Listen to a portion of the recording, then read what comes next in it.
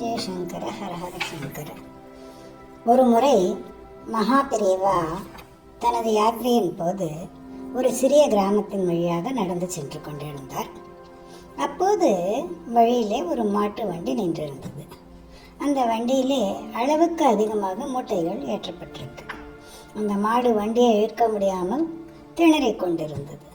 வண்டிக்காரன் கோபத்தில் அந்த மாட்டை இரக்கமில்லாமல் அடித்து கொண்டிருந்தான்.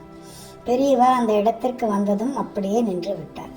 அவர் வண்டிக்காரனை பார்த்து ஒரு வார்த்தை கூட பேசவில்லை. ஆனால் அந்த மாட்டின் கண்களையே உற்று பார்த்தார்.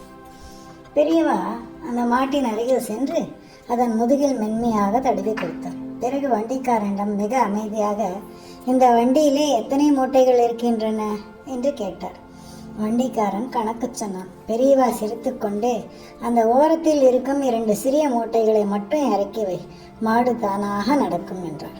வண்டிக்காரனுக்கு ஆச்சரியம். இவ்வளவு பெரிய பாரத்தில் 2 சிறிய மூட்டைகளால் என்ன மாற்றம் வரப்போகிறது என்று நினைத்தான்.